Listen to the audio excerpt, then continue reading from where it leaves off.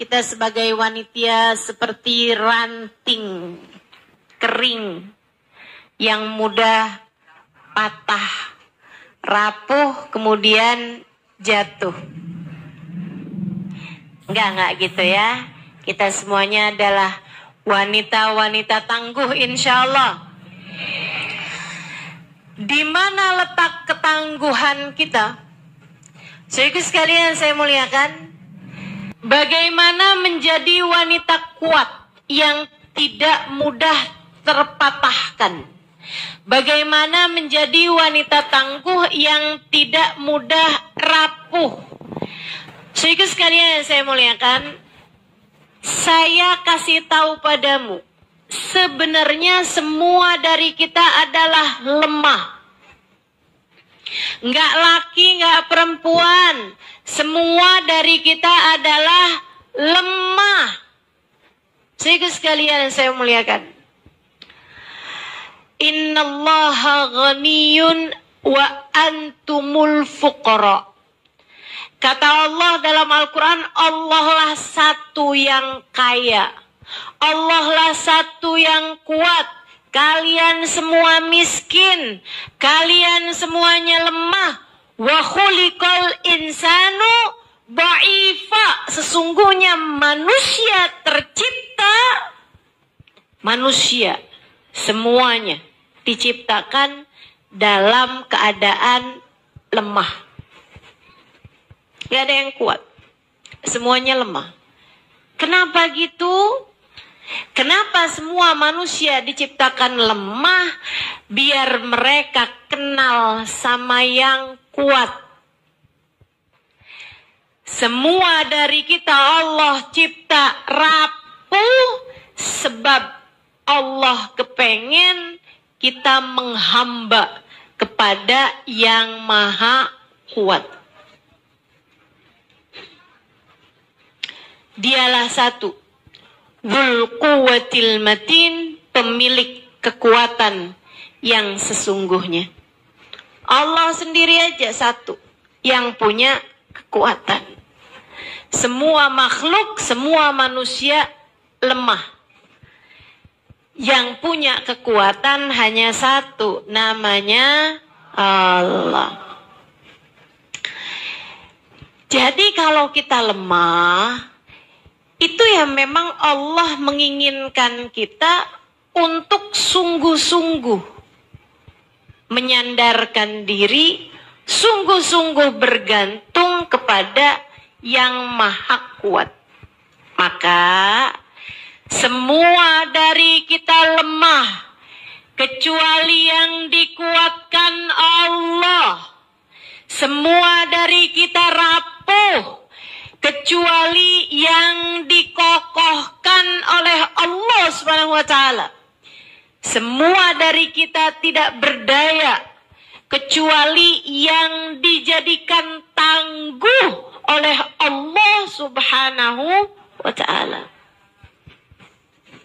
Karenanya, kalau kamu tanya sama saya, gimana caranya menjadi wanita-wanita tangguh yang tidak mudah rapuh? Satu-satunya cara adalah mendekat kepada Sang Maha Kuat. Satu-satunya cara adalah bergantung dengan Sang Maha Tangguh, Sang Maha Kuat, pemilik kekuatan yang sesungguhnya. Gimana cara mendekatnya? Gimana cara bergantungnya? Ini yang akan saya sampaikan kepadamu beberapa cara-caranya. Yang pertama, kamu bisa menjadi wanita yang dikuatkan Allah, yang ditangguhkan Allah jika kamu punya senjatanya, yaitu ilmu. Ilmu. Kamu mesti ngerti caranya. Ilmu membuatmu mengerti caranya. Cara ibadah kepada Allah, cara mendekat kepada Allah, cara itu ilmu, teman-teman. Kayak gini nih. Kayak kamu masuk ke dalam sebuah ruangan. Malam-malam hari kamu masuk dalam sebuah ruangan. Ruangannya tidak kamu kenali. Rumahnya kakek kamu di kampung misalnya. Kamu datang ke sana, buka pintunya, malam, gelap. Kamu pun begitu masuk, nabrak-nabrak. Ya ampun, betapa lemahnya saya. Begitu masuk lagi, berapa langkah, jeder, nabrak kulkas. Ya sakit nih. Jalan lagi, jeder, nabrak lagi pintu. Dapat berapa langkah lagi, kamu terantuk kakimu dengan meja. Kamu mundur, kena ke kursi. Kamu akan terus nabrak-nabrak. Kamu jadi sakit. Kalau kamu tidak melakukan hal yang seharusnya pertama kali kamu lakukan ketika memasuki sebuah ruangan yang tidak kamu kenal. Apa itu? Nyalakan lampu. Nyalakan saja lampunya. Begitu kamu nyalain lampunya, terang. Kamu tahu di mana letak kulkas. Kamu tahu di mana letaknya pintu. Kamu tahu meja sama kursi ini adanya di mana. Jadi kamu nggak nabrak-nabrak. Cahaya hidupmu itu adalah ilmu. Biar hidupmu nggak kebanyakan salah. Biar hidupmu nggak kebanyakan nabrak-nabrak. Bu, Kak, Dek, Nak. Pelajarilah ilmu agama dengan benar. Belajar. Jangan pernah berhenti belajar. Gimana Ustazah belajarnya? Saya kan udah tua. Ya kayak gini nih. Hadir di majelis-majelis ilmu. Hadir di kajian-kajian. Apalagi zaman sekarang nih. Gampang bener orang pengen dapat apaan aja bisa. Sehingga sekalian bisa buka. Di YouTube banyak. Gitu kan ya? Live streaming ada. Di Instagram. Sekarang ada juga di TikTok. Zaman ke depan pasti akan menjadi semakin lebih canggih lagi teman-teman. Masalahnya cuma mau apa nggak mau itu aja. Belajar. Tapi kalau kamu mendengarkan kajian-kajian, kenali dulu orangnya. Siapa nih yang nyampein? Jangan asal denger, oh gitu. Nggak bisa begitu. Jangan asal denger dari entah siapa yang bicara, kamu ikut. Apalagi urusan agama. Bu, urusan obat badan aja, jangan sampai kamu berobat sama dokter gadungan. Jangan sampai kamu dikasih resep obat dari orang yang gak pernah belajar pengobatan. Nantinya jadi salah-salah. Ya kan gitu. Apalagi tentang urusan keimanan, urusan hati, urusan perjalananmu dunia sampai akhirat, urusan keselamatanmu untuk waktu yang sangat panjang. Kenali gurunya, pelajari ilmunya. Jangan sebaliknya. Jangan kamu pelajari ilmunya dulu, baru kamu cari tahu orangnya.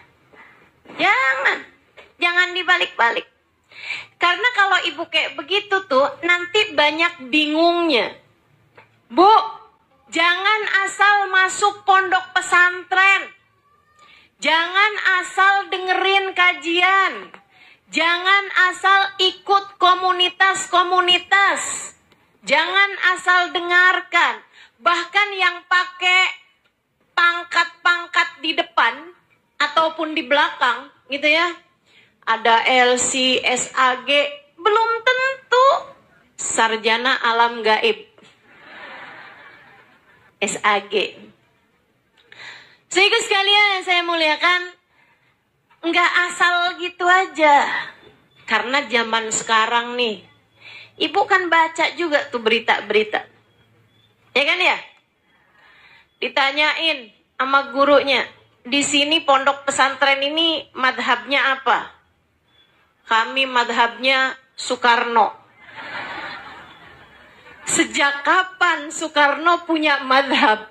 Teman-teman sekalian yang saya muliakan, nah ini mesti jelas gitu. Karena nih asal dengerin kajian, tahu-tahu dia nabinya nggak sama kita, misalnya gitu.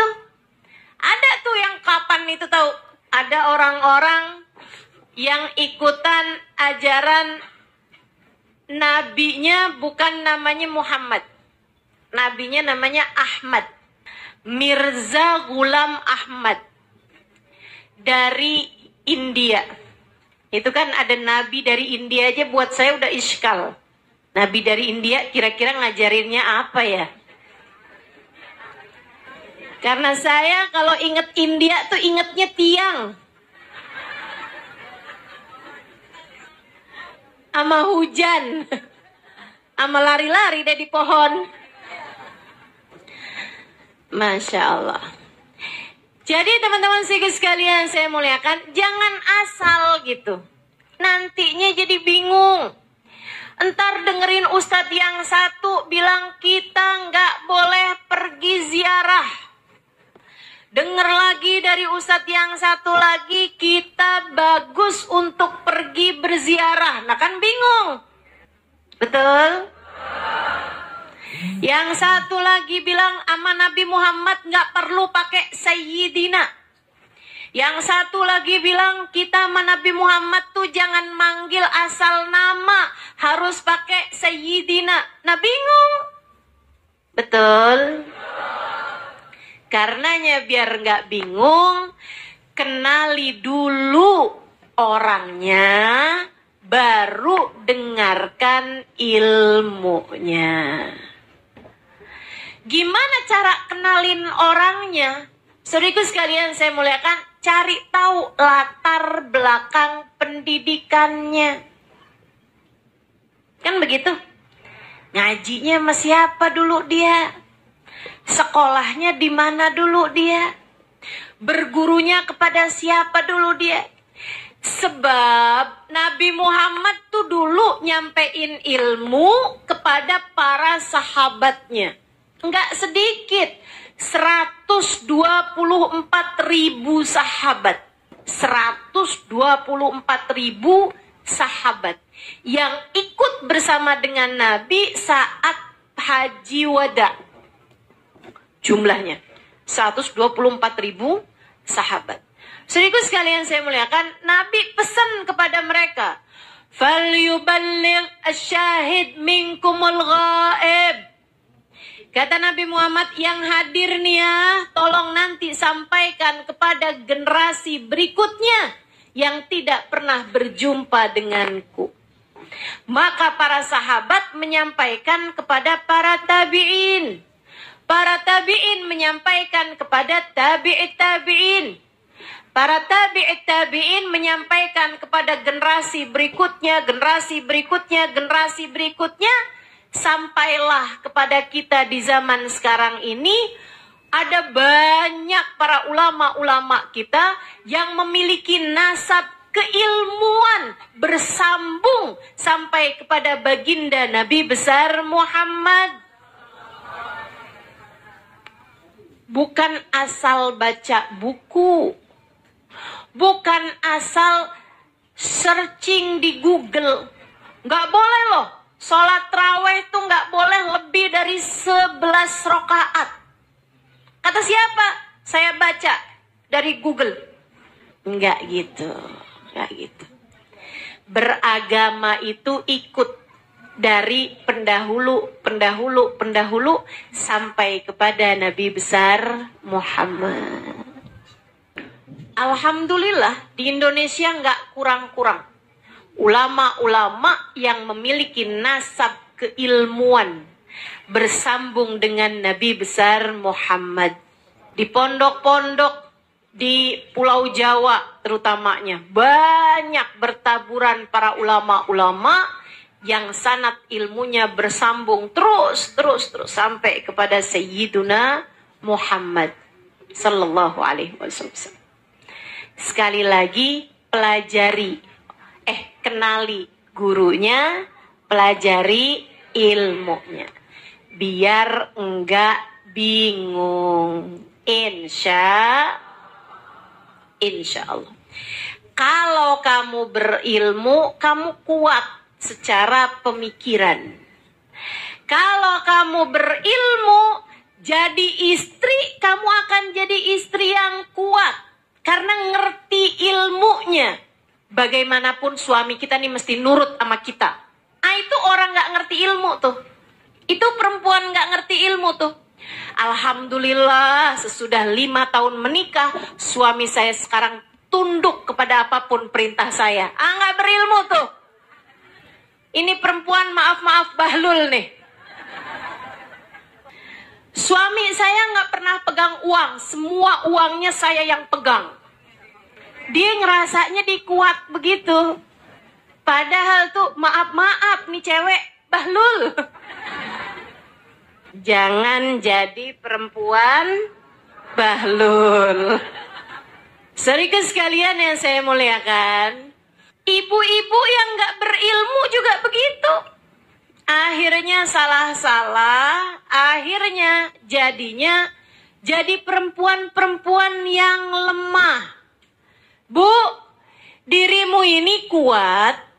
Istri dan ibu yang kuat, bukannya keras, bahkan bukan transferan, bayangkan bukan hadiah. Akan tetapi yang dia bayangkan adalah ridhonya Allah Subhanahu wa ta'ala. Dia selalu berbuat baik pada suaminya bukan karena berharap keridhaan suaminya, akan tetapi berharap keridhaan pemilik suaminya, pencipta suaminya, Tuhan suaminya, Allah Subhanahu. Dan orang bisa begitu, jadi istri yang kuat seperti itu ketika dia berilmu. Makanya ngaji, Bu, ngaji, Dek, ngaji, Kak. Biar kamu jadi orang-orang yang paham bagaimana harus bersikap. Nggak nabrak-nabrak mulu gitu. Sehingga sekalian saya muliakan, jadi ibu juga begitu. Mesti punya ilmunya, mesti paham. Jadinya kalau ngomong sama anak nggak main perintah melarangan mulu. Udah sholat. Sholat. Neraka. Ini model-model ibu yang tidak berilmu. Bawa-bawanya neraka mulu. Dia nggak paham kalau yang disebutkan Nabi tentang seorang ibu bukan neraka melainkan surga. Al-jannatu tahta aqdamil ummahat. Surga berada di bawah telapak kaki ibu. Nah kalau ibu-ibu yang ngaji tuh, dia akan tahu gitu kan. Nabi Muhammad nyebut saya nih pembawa surga. Kenapa saya bawa-bawanya neraka mulu ya? Jadinya saya harus bawa-bawa surga. Gitu kan.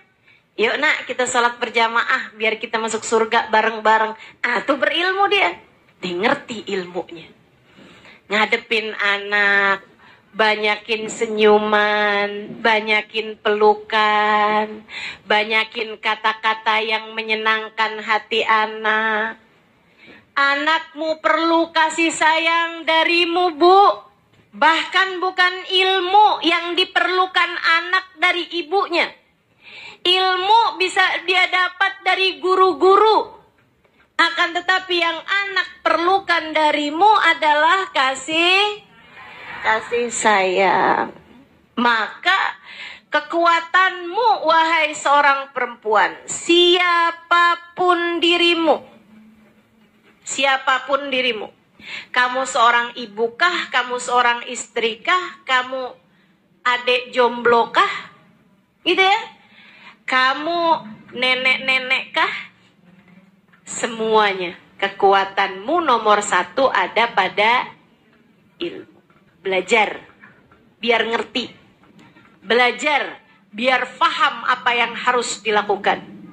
Belajar biar ngerti caranya bicara yang tepat kepada orang yang tepat di waktu yang tepat. Ngomong sama suami gimana? Ngomong sama anak mesti gimana? Ngomong sama saudara mesti gimana? Ngomong sama temen mesti gimana? Paham kalau ngerti ilmunya. Pelajarin terus belajar. Ngerti caranya sholat, ngerti caranya tahajud, ngerti caranya puasa, ngerti nih hari saya mesti sholat apa nggak sholat, ngerti kapan waktunya mandi menstruasi, paham berbagai macam urusan. Kenapa? Karena berilmu. Jangan pernah berhenti belajar. Saudaraku sekalian, jangan pernah berhenti belajar. Itu nomor 1. Kekuatanmu yang nomor 1 terdapat pada ilmu. Yang kedua, iman. Kekuatanmu ini kamu jadi nggak rapuh kalau kamu punya iman. Apa maksudnya iman? Saya beriman kok Ustazah. Saya beriman Ustazah. Ustazah tanya ada siapa Tuhan saya? Saya tahu jawabnya. Kan begitu. Bukan berarti kamu kalau dibilang Tuhanmu siapa, Allah, Nabimu, Nabi Muhammad, kamu sudah beriman. Gak gitu. Iman bukan tentang ucapannya lisan. Iman bukan sekedar ucapan lisan. Iman adalah apa yang ada di dalam hatimu tentang keyakinanmu. Yakin bahwa hanya Allah lah pengendali hidup kita. Bukan suami, bukan orang tua. Yakin bahwasanya pengendali hidup kita hanya satu, namanya Allah. Yang bikin sehat hanya satu, namanya. Yang bikin sakit hanya satu, namanya. Yang menghendaki kehidupan hanya satu, namanya. Yang menciptakan kematian, menentukan kematian hanya satu, namanya Allah Subhanahu wa ta'ala. Disitulah iman. Makanya kalau ada orang bilang, waduh, suami saya mau pensiun. Gimana ya cara saya makan? Ini gak beriman nih. Gak beriman. Suami saya mau pensiun tahun depan. Waduh, gimana nih cara kami hidup? Ini gak beriman. Jadi sekalian, orang yang menista agama, maaf, bukan hanya mereka yang ngebakar Quran. Itu iya. Orang yang menista agama bukan hanya orang-orang yang misalnya dia bakar Al-Quran, dia ngata-ngatain tentang Nabi Muhammad, itu iya, betul teman-teman saya sekalian. Akan tetapi kamu ragu-ragu minggu depan makan apa? Kamu ragu-ragu bagaimana nasibmu 2 hari yang akan datang. Kamu ragu-ragu terhadap rezekimu besok lusa. Kamu sampai menuntut-nuntut suamimu untuk urusan rezekimu. Hati-hati. Keraguanmu itu mempertanyakan keimanan di dalam hatimu. Saudaraku sekalian yang saya muliakan, jangan sampai kamu terhitung tidak beriman kepada Allah karena kamu ragu-ragu terhadap urusan rezeki terutamanya. Bu, jodoh, rezeki, mati, itu statusnya sama. sama-sama di tangan Allah. Allah semua yang ngatur, nggak ada siapapun. Makanya jangan suka nanya sama adik-adik jomblo kapan nikah. Dia nggak tahu. Nah, sesuatunya di tangan Allah, mana dia tahu, Bu? Yang undangan udah disebar aja, kalau Allah tidak menghendaki bisa gagal. Langsung tuh adik-adik, betul. Jadi berhentilah bertanya sama orang yang belum nikah kapan nikah. Orang udah nikah juga berhentilah bertanya kapan punya anak. Dia nggak tahu, ibu-ibu sekalian, dia nggak tahu. Saya waktu baru pertama nikah, saya nggak tahu kapan saya punya anak. Sampai sekarang, saya belum tahu kapan saya punya anak, atau bahkan mungkin punya anak apa nggak punya anak. Saya nggak tahu. Maka sebagaimana saya nggak tahu, kamu nggak tahu, jangan pernah nanya sesuatu yang nggak ada siapapun tahu jawabannya. Kesian adik-adik kecil-kecil kita itu. Umur 25 tahun tanyain mulu. Ustazah, saya emang nggak mau mudik dah. Ujian Ustazah kalau mudik. Tanya mulu sama orang, kapan nikah? Kapan nikah? Saya kasih aja deh jawabannya, saya bilang gini aja. Kalau ada yang nanya, "Ma, kamu kapan nikah?" Jawab balik, "Kamu kapan mati?" Itu sama statusnya. Kapan nikah, kapan punya anak, kapan mati. Sama-sama nggak ada yang tahu kecuali iman. Seharusnya mengajarkan kepada kita. Iman seharusnya membuat kita faham bahwasanya penentu kehidupan hanya satu, yaitu Allah Subhanahu wa Ta'ala. Jangan akhirnya jadi tuntutan di masyarakat kita gitu. Sampai ada adik-adik, "Ustazah, pokoknya Ustazah doain nih sebelum Ramadan nih saya harus sudah nikah Ustazah." Maksa banget gitu deh, Ramadannya udah deket. "Ih, pokoknya Ustazah, pokoknya harus udah nikah sebelum Ramadan." Kenapa gitu? Biar saya bisa melaksanakan hadisnya Nabi Muhammad. Hadis yang mana? Berbukalah dengan yang manis. Berarti doanya mesti panjang nih, Allah kasih kepada saya jodoh yang manis. Lebih panjang lagi kan? Saudaraku sekalian yang saya muliakan, jadi iman membuatmu seharusnya ngerti bahwasanya yang ngasih rezeki hanya satu, yaitu perempuan yang beriman jadi perempuan kokoh. Perempuan beriman jadi perempuan tangguh. Perempuan beriman jadi perempuan-perempuan yang kuat. Dia akan kuat untuk berbilang sama suaminya, "Bang, tenang. Kamu mau keluar rumah tiap hari untuk bekerja, silahkan. Abangku sayang, tapi kamu harus tahu, saya kuat untuk tiap hari makan itu-itu aja. Saya kuat untuk hari-hari pakai baju itu-itu aja.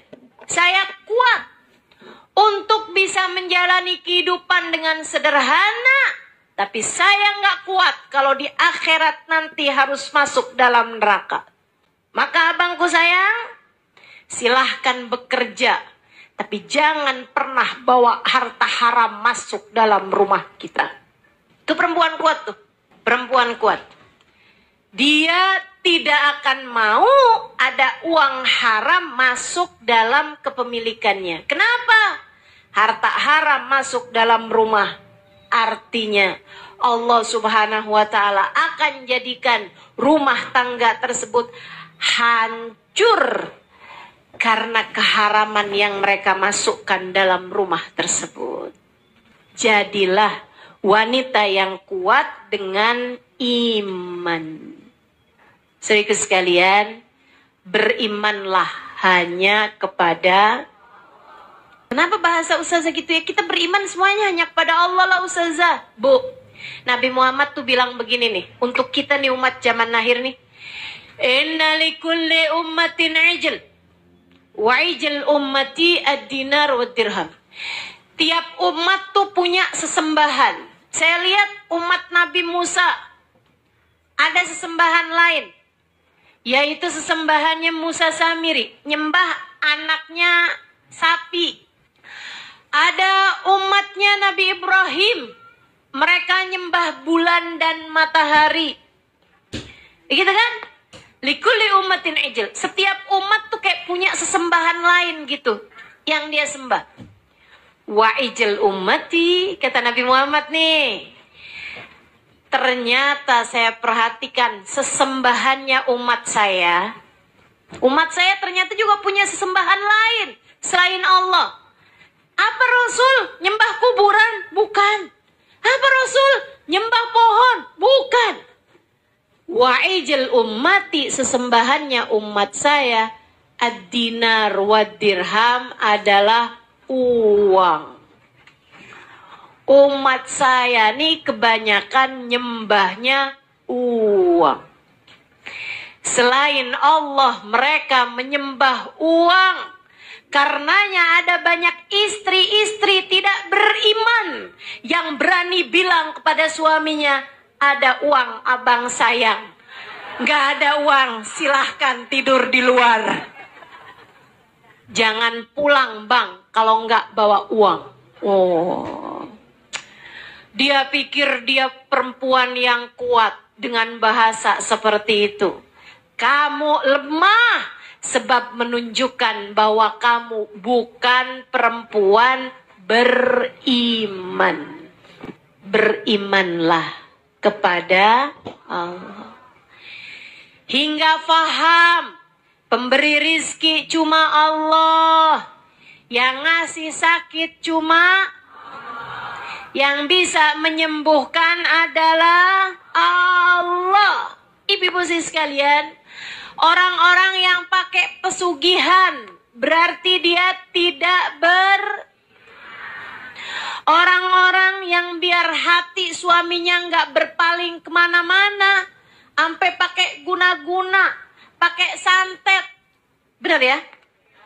Santet apa santlet? Santet. Iya. Pakai santet, pakai ini nih katanya. Ini ya, kalau minyak ini dipasang di alis nih, ntar suami ngikut kemana aja kamu pergi. Pakai pelet. Ya Allah, ya Allah. Itu menunjukkan bahwa dia tidak berilmu, dia juga tidak beriman. Orang paling lemah nih, kesian, paling lemah yang kayak begini, teman-teman. Makanya kalau sampai denger gitu kan, saya makanya memutuskan untuk nggak baca aja dah berita-berita yang begituan. Nggak dengerin aja dah TV-TV yang begituan tuh. Ada bapak sampai tega nguburin anaknya hidup-hidup, ngebunuh anaknya, katanya dari dukunnya. Ya Allah, ya Allah. Segala macam yang dikerjain orang. Bu ya, ngeri bener nih. Ada perempuan nagih hutang, dibunuh sama yang ditagih. Kabarnya itu di Bekasi. Saya nggak tahu tuh Bekasi yang mana. Sedih saya bacanya kabarnya, Allah. Di Jamrut tuh ya? Bukan. Sian saya ngebayanginnya, ya Allah. Ya Allah. Kuatkanlah keimanan umat ini, ya Allah. Biar nggak nyari rejeki dari jalan yang haram. Dan biar tenang hati mereka dengan rejeki yang telah Engkau berikan. Iman bu, bikin kamu nih tenang sama rejeki yang Allah berikan. Bikin kamu nggak rebut-rebutan urusan rezeki. Itu iman, saudaraku sekalian. Bikin saudara nggak berantem sama saudaranya urusan warisan. Itu adalah iman. Iman. Kalau kamu yakin yang ngasih rezeki Allah, nggak sampai segitunya rebut-rebutan urusan warisan. Halo? Dengar ucapan saya? Kalau kamu beriman, nggak sampai segitunya rebutan urusan warisan. Makanya kalau ada orang sampai rebut-rebutan urusan warisan, pertanyakanlah keimanan dalam hatimu. Kalau kamu yakin yang ngasih rezeki Allah, lepasin yang direbutin sama orang lain. Lepasin. Bu, Kak, Dek, Nak. Rezeki bisa kamu cari. Rezeki bisa Allah beri lewat jalan-jalan yang lain. Tapi saudaramu nggak bisa lagi kamu cari kalau kamu sudah kehilangan dia. Gak apa-apa kita kehilangan uang. Itu berarti bukan rezeki kita. Betul? Jangan sampai kita kehilangan saudara. Jangan sampai kamu mau kehilangan saudara hanya karena untuk mendapatkan uang yang tidak seberapa. Banyak ustazah masalahnya uangnya. Menurut saya nggak seberapa. Karena uang tuh Bu, seberapapun jumlahnya masih bisa kapan waktu Allah beri lewat jalan-jalan yang menyenangkan. Nggak usah sampai segala direbutin. Itu nunjukin kalau iman kamu yang jadinya tidak seberapa. Sampai sini paham? Kalau Allah lihat kamu mudah melepaskan harta yang diperebutkan, Allah akan mudah memberikan kepadamu ganti harta yang menyenangkan. Percaya saya nggak lagi doa, tapi saya sedang membuat statement, nggak usah diaminin. Saya sedang membuat sebuah pernyataan yang tidak akan terbantahkan. Kalau kamu melepaskan harta-hartamu yang orang lain perebutkan, lepasin dengan hati yang lega, Allah akan gantikan untukmu uang, harta dengan cara-cara yang mudah. Dengan cara-cara yang membuatmu juga menyenangkan untuk mendapatkannya. Udah, nggak usah khawatir teman-teman, nggak usah khawatir, nggak usah khawatir. Tiap kali ada orang yang merebutkan harta, nih, gitu aja udah. Ini punya saya, oh bukan ini punya saya, oh punya kamu silahkan, gitu. Itu kalau ada orang tuh sampai rebut-rebutan nih, segala berkatan majelis rebutan, tuh. Iman. Jadi sekalian, di acara prasmanan rebutan rendang, iman. Rezeki mah nggak kemana. Kalau nggak sampai kepadamu, itu artinya bukan rezekimu. Tenang aja udah. Saya mah gitu Bu, urusan uang tuh. Tenang aja, ibu-ibu sekalian. Saja tenang, uangnya banyak. Sekarang, dulu mah uang saya nggak banyak, ibu-ibu sekalian. Saya biasa aja nggak punya duit. Tahunan saya nggak punya uang, teman-teman saya sekalian. Saya tahunan ada dalam masa nggak punya uang sama sekali. Nggak masalah, nggak apa-apa. Nih sampai sekarang segini gede, nggak pernah saya nggak makan, nggak pernah saya susah hidupnya. Hanya karena uang. Bertahun saya nggak pernah pegang uang jangan berapa hari, bertahun nggak pegang uang tuh bertahun. Dan santai hidup saya, biasa-biasa aja. Antara punya uang nggak punya uang, nggak kelihatan jauh bedanya. Ibu liatin saya, ibu tahu nggak saya kapan punya uang, kapan nggak punya uang? Nggak tahu tahu bukan? Yang kenal saya udah lama nih, yang dari 10 tahun, dari 20-an tahun. Itu pasti, itu sebenarnya di masa-masa itu banyak kali saya nggak punya uang, banyak kali juga saya punya uang. Orang masa tahu nih, Ustazah Halimah nih kelihatan mukanya nih nggak punya duit deh. Ada. Biasa-biasa aja ibu-ibu saya sekalian.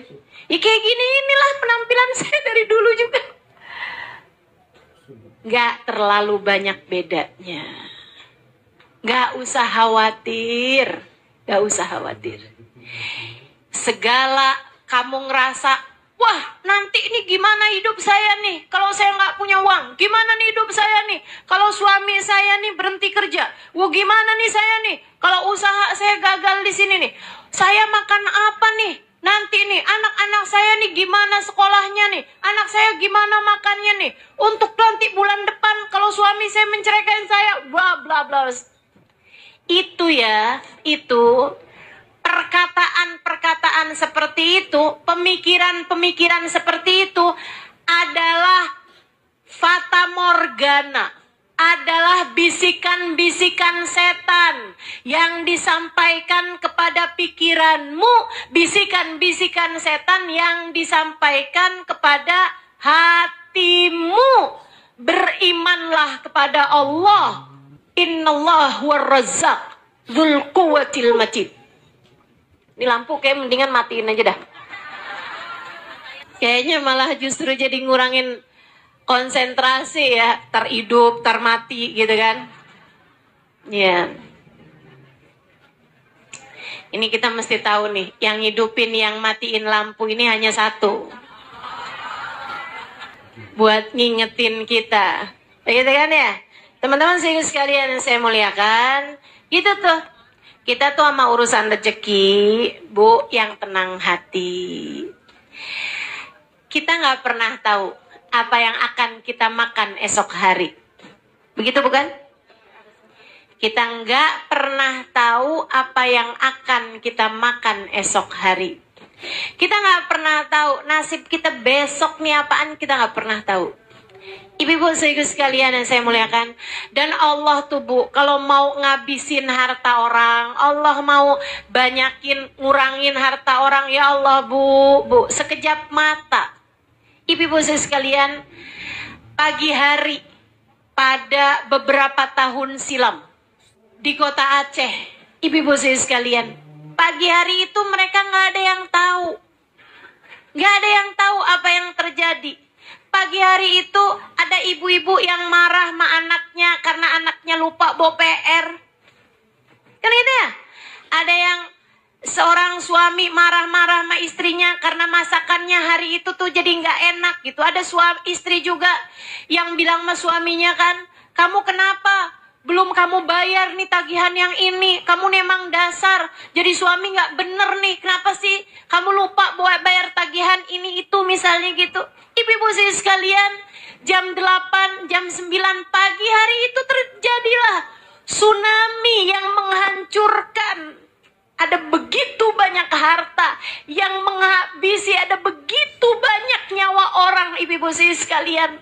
Kebayang betapa sangat remehnya perbincangan-perbincangan mereka, kemarahan-kemarahan mereka pagi hari tersebut. Seorang ibu yang pagi hari marahin anaknya karena seragamannya nggak beres dia pakainya, karena pakai sepatunya nggak cepet, karena dia lupa ngerjain PR yang seharusnya dikerjakan malam harinya gitu. Dia berangkat pergi ke sekolah hari itu, malam harinya ternyata anaknya meninggal dunia bersama dengan segitu nyawa orang yang meninggal hari itu.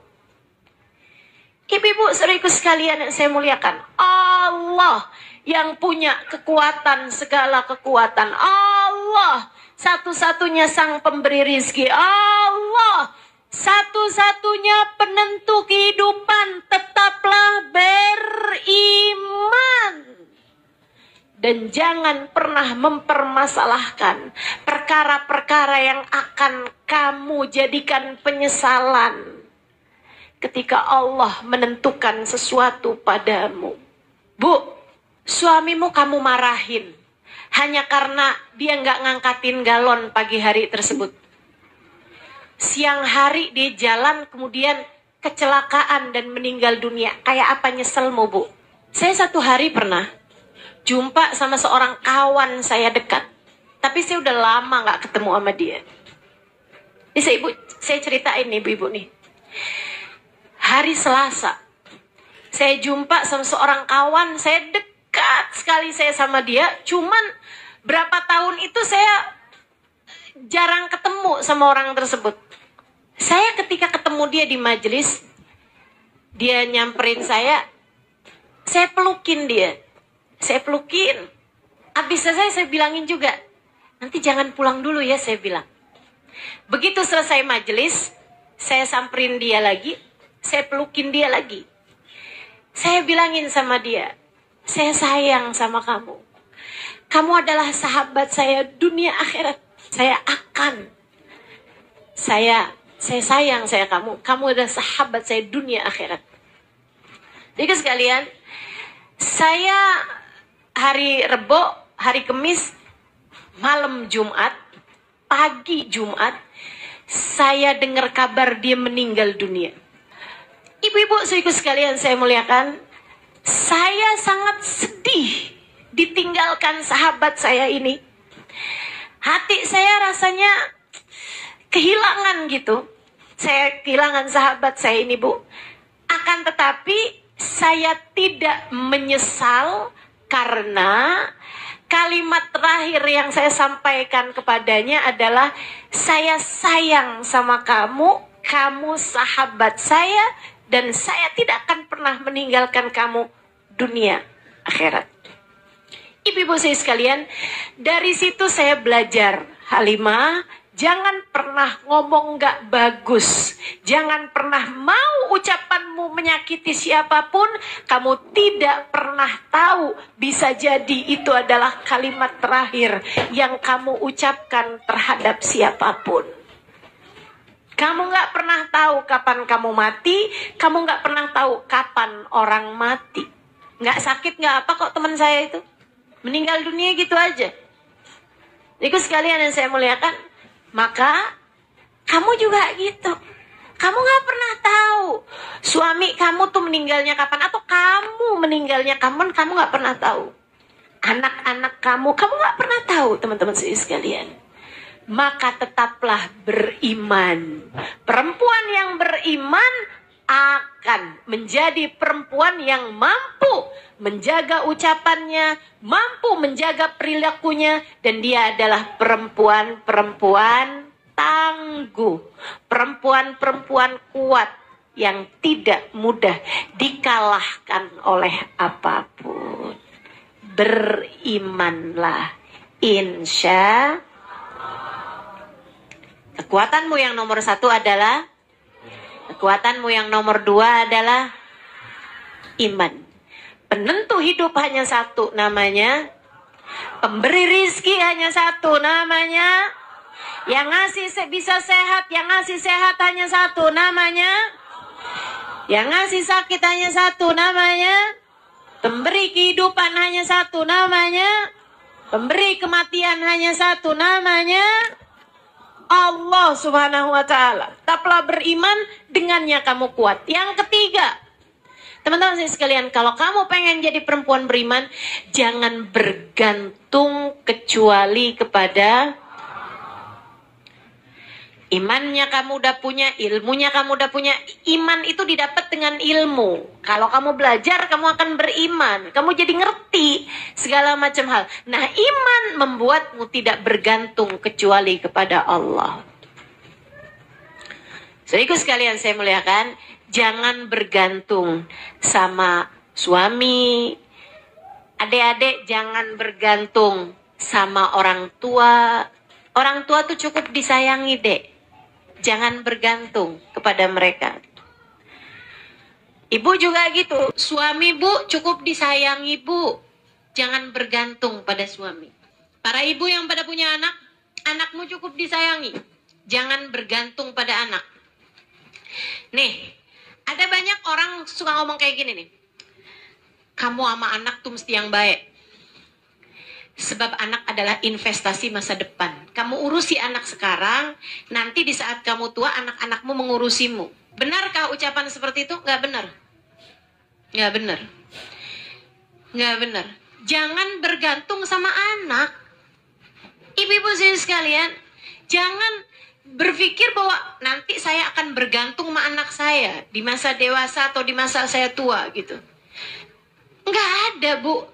Dari kita lahir, kita ini udah Allah jadikan pengendali hidup kita, semuanya adalah Allah Subhanahu wa taala. Ngapain gantungan sama selain Allah?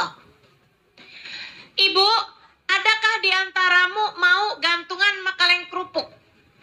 Nih ya. Marilah kita bersandar. Sandaran itu, Bu, sama tembok. Sebab kamu tahu tembok kuat. Sama tiang, kamu tahu tiang kuat. Tapi adakah di antaramu yang mau, saya sandaran sama kaleng kerupuk? Ya rubuh. Betul? Suami kamu tuh kaleng kerupuk. Walaupun jangan bilangin sama suaminya ya. Mulai sekarang saya nggak akan lagi bersandar kepadamu, Bang. Kenapa gitu? Kata Ustazah Halimah, kamu adalah kaleng kerupuk. Maksud saya, kamu sama dia sama-sama lemahnya. Sama-sama tidak berdayanya. Sama-sama. Siapa yang bilang kalau suami itu adalah pemberi rezeki? Nggak ada, Bu. Pemberi rezeki cuma satu. Namanya Allah. Kamu sama suami sama-sama tukang makan rezeki. Tukang makan rezeki. Yang ngasih rezeki satu, Allah Subhanahu wa taala. Dek, orang tuamu sama kamu, sama-sama tukang makan rezeki. Pemberi rezeki hanya satu, namanya Allah. Jadi saat suamimu pergi, kamu nggak usah khawatir. Yang pergi adalah tukang makan rezeki. Sang pemberi rezeki tetap ada, yaitu ibu-ibu yang suaminya meninggal. Sedih boleh, tapi takut nggak punya rezeki, jangan. Para istri, maaf ya, kalau kamu adalah seorang istri yang ditendang, dipukul sama suami gitu misalnya gitu, ditonjokin jadi samsak tinju dah pokoknya gitu kan, ditampar, dikatain segala macem gitu. Ibu-ibu saudariku sekalian saya muliakan, itu tuh dalam kondisi kalau keamananmu tidak terjamin, maksudnya kamu mengkhawatirkan urusan keselamatan dirimu, itu sudah dalam keadaan yang kamu boleh untuk bercerai. Kamu nggak usah takut tuh, udah, wah suami mengancam nih, apalagi dia mabuk gitu kan. Biasa mabok, kalau mabok mukulin kamu, kalau mabok bisa nendang kamu misalnya gitu. Buruan cari keselamatan, tinggalkan suamimu, bawa anakmu kalau kamu emang udah sempet punya anak. Teman-teman saudariku sekalian, tinggal di tempat yang aman, suami kamu tinggalkan, gugat cerai kepada suami model seperti itu. Jangan sampai, Ustazah, kalau saya bercerai dari dia, saya makannya dari mana? Nih, kamu lupa. Bahkan dari sejak kamu berada dalam rahim ibumu, Allah sudah sampaikan kepadamu rezekimu. Jangan bergantung kepada suami. Berarti boleh ya Ustazah, saya digampar suami saya langsung tuntut cerai gitu. Baru sekali Ustazah, itu juga karena saya duluan yang gampar dia. Ya jangan. Ya itu mah gak gitu ceritanya gitu kan. Paham maksud saya ya? Saya sangat tidak menyarankan adanya perceraian. Ibu-ibu kalau biasa dengar kajian-kajian saya, ibu akan paham bahwa saya sangat menjaga hubungan pernikahan jangan sampai terjadi perceraian. Sampai-sampai di kalangan teman-teman tuh bilang, Kalau kamu sedang bermasalah sama suami dan kepengen cerai, jangan tanya Ustazah Halimah. Kalau kamu nanya mau Ustazah Halimah, kagak jadi cerai dah.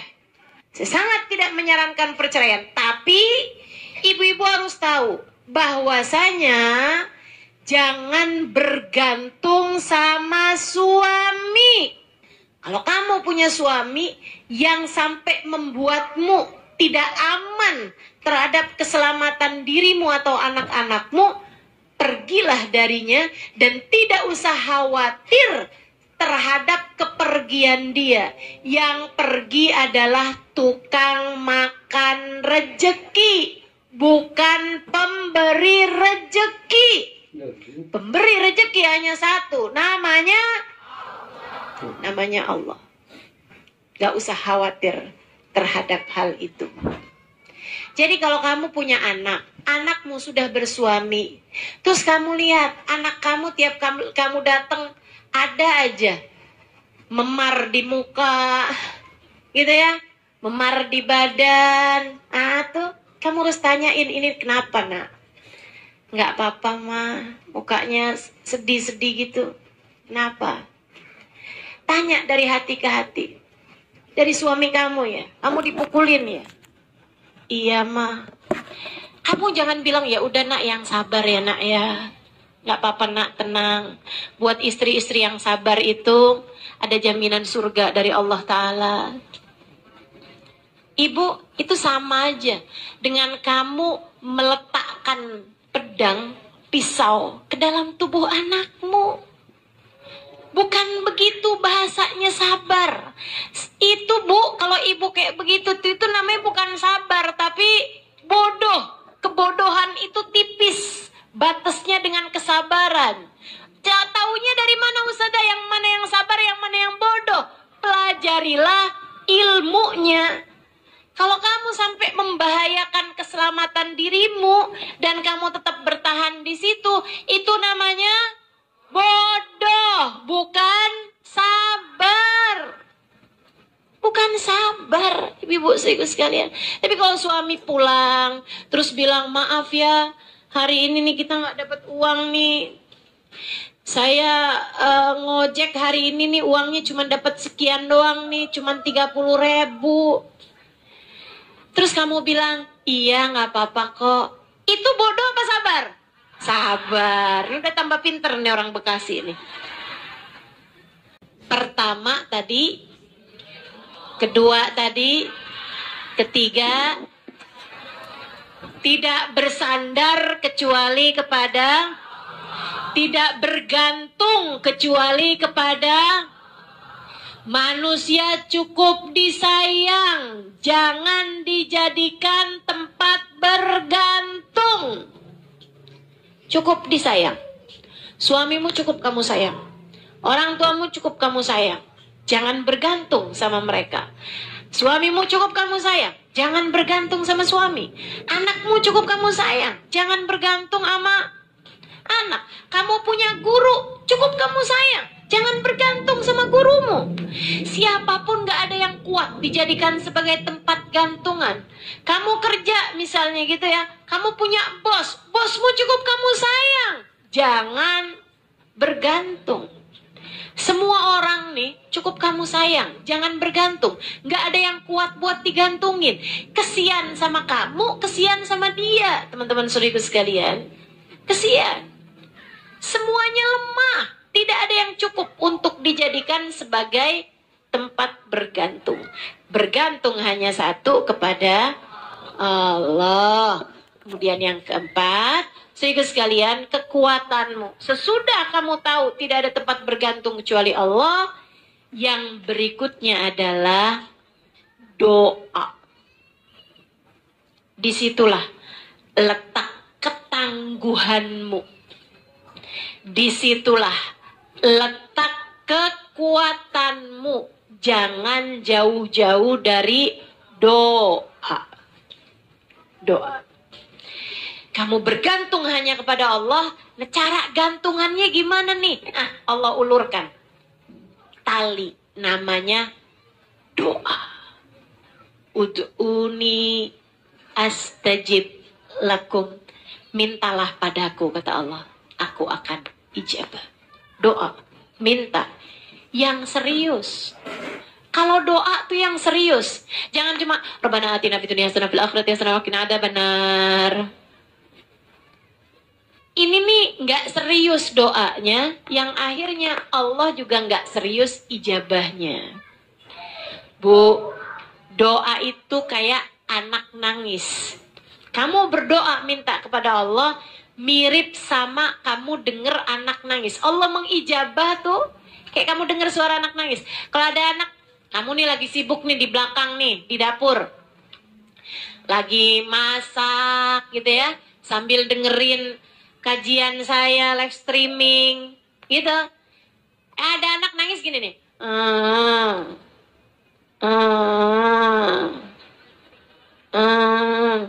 duh cerewet amat sini anak, paling gitu kamu punya anak, dia nangis tapi nangisnya kayak gitu tuh.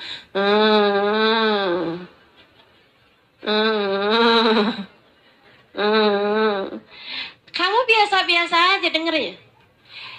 Tapi begitu anak nangisnya serius nih, wah, saya yakin kamu lagi ngapain juga, kamu lari untuk mendekat kepada anak tersebut. Minta apa nih anak ini nih? Oh, kamu lapar nak, oh kamu haus nak, oh kamu jatuh nak. Segera Allah kayak begitu.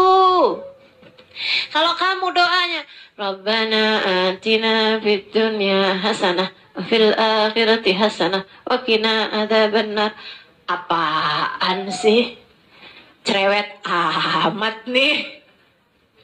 Berisik nih gitu.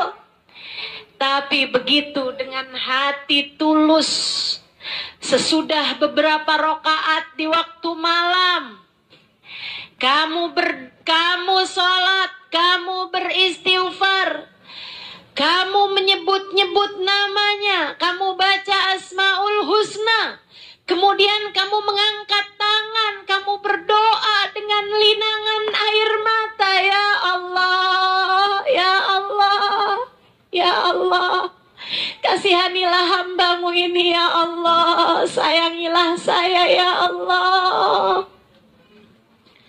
Ketika dengan linangan air mata kamu bilang ya Allah, ampuni dosa-dosaku ya Allah. Ya Allah, kasihani saya ya Allah. Kasih rezeki yang halal ya Allah. Suami gampangin urusannya ya Allah. Kasih rezeki yang gampang ya Allah. Anak-anak soleh-solehahkan mereka ya Allah. Dengan linangan air mata kamu berdoa, kamu meminta, tolong jagain anak-anak saya ya Allah. Kesian mereka ya Allah. Jadiin mereka bisa jagain sholatnya ya Allah. Jangan biarkan mereka meninggalkan sholat ya Allah.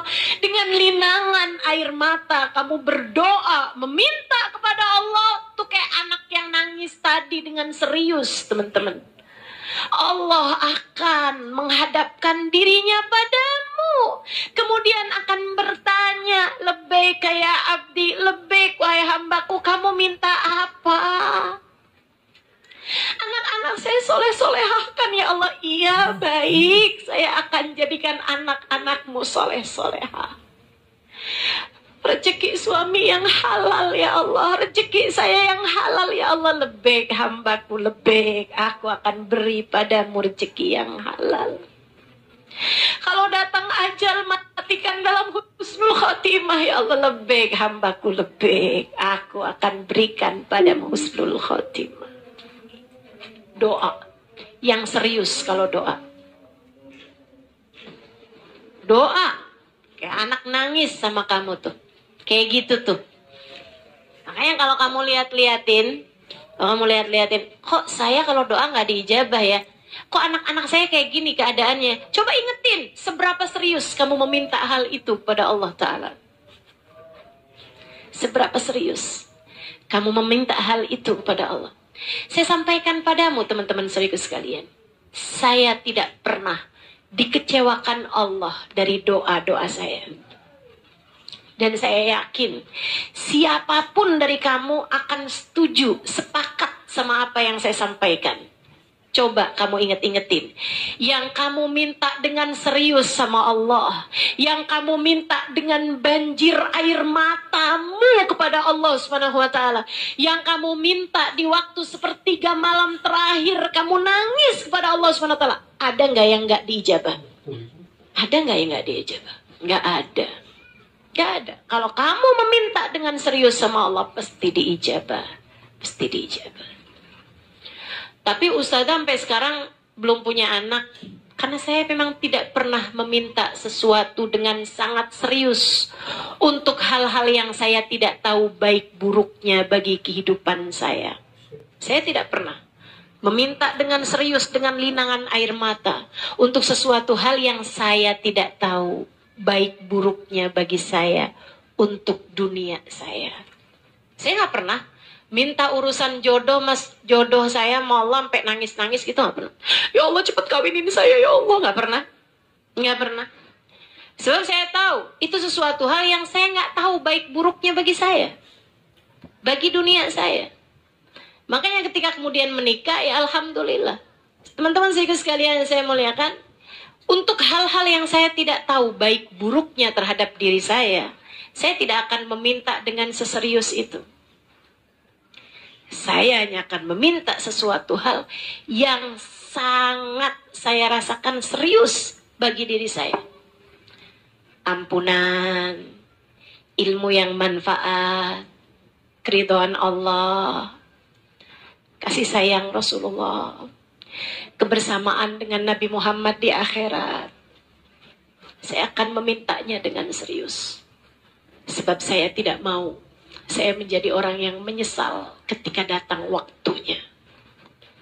Maka untukmu saudara-saudariku, siapapun yang mendengarkan ini, hajat-hajatmu mintakan kepada Allah.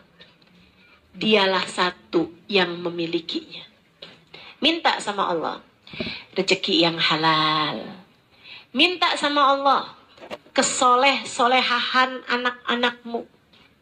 Minta sama Allah, kamu misalnya kesulitan menghadapi suami yang keras hatinya. Minta sama Allah, teman-teman. Hati suamimu tuh berada dalam genggaman Allah. Kamu kesel ngadepin suami yang pelit, misalnya gitu.